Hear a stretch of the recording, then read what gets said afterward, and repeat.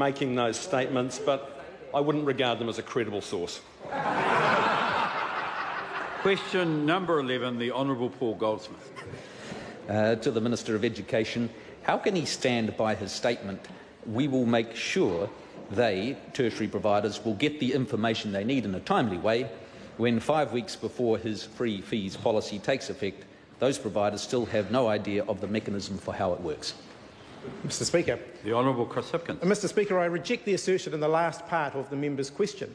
Mr Speaker, our commitment to introducing free post-school education and training is the biggest increase in student financial support in a generation. Right. We are working hard with the providers to make sure that it is going to be delivered on time on the 1st of January. That was a point of order. There was a question on notice, and I asked the opening statement was when.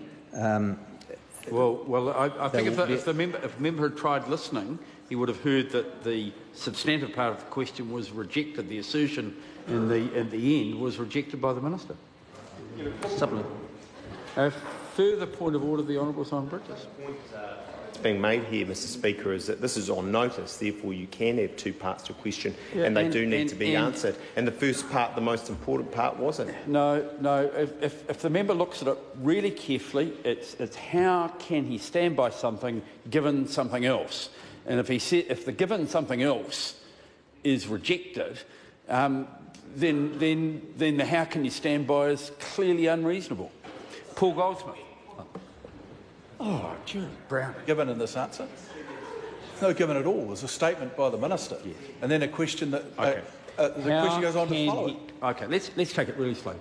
How can he stand by something when something else at the end of it? And when something else is rejected, clearly the first part doesn't have to be answered.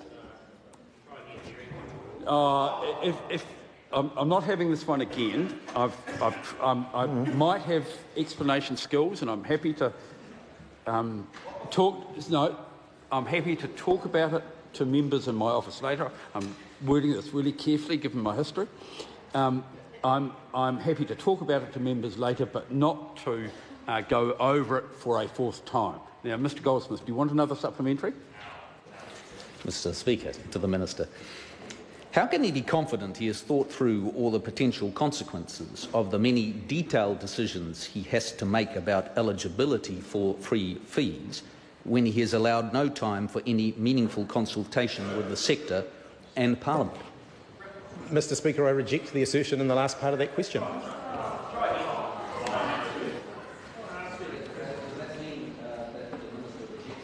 That there are any detailed questions to be made about eligibility for the free fees. Okay, so there's a bit of on and off with the speakers. Member have another go, and if he points his head a little bit more towards me, you'll catch the speaker. Yep. Mr Speaker, to the Minister. Does that mean he rejects the idea that there are many detailed decisions to be made about eligibility for free fees? No.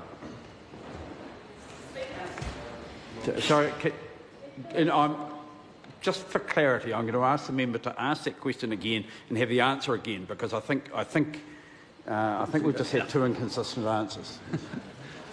So the Minister, is he thereby saying that he disagrees with the notion that there are many detailed decisions that have yet to be made about the eligibility for free fees? Mr Speaker, no. The question the member asked me before had two parts. One was about the detailed consideration and the second was about the consultation. I answered the second part of his question. Tinetti. Has the government's plan to bring in a year of fees-free tertiary education and training been well received?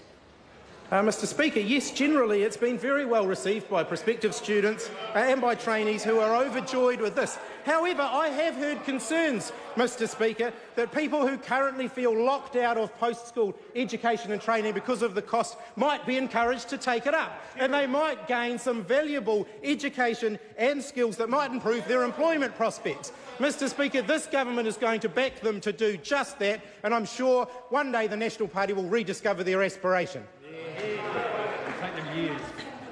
Paul Goldsmith. Mr. Speaker, how does he reconcile his statement to the House on Thursday, 9 November, that Australians will have to meet a 3-year residence requirement to access free tertiary fees, with his statement to the House the following week that he will not unilaterally change the Trans-Tasman arrangements currently in place that treat Australians as domestic students for the purposes of fees from the time they arrive? In answer to the second part of the question, because I absolutely agree with that, I don't intend to unilaterally change the relationship. A point of order, the Honourable The Minister said in answer to the second part of the question, it was properly understood as only one. It was how does he reconcile his two statements, and he needs to give a clear answer to that. I think I'll ask Mr Goldsmith to ask the question again and Mr Hipkins to have another go. Mr. Speaker, how does he reconcile his statement to the House on Thursday, 9 November, that Australians will have to meet a 3-year residence requirement to access free tertiary fees, with his statement to the House the following week that he will not unilaterally change the Trans-Tasman arrangements currently in place that treat Australians as domestic students for the purposes of fees from the time they arrive? Mr Speaker, because in order to do the first, you don't have to do the second. Question number 12, Gareth Hughes. Kia ora, Mr Speaker. My question is to the Minister for Climate Change.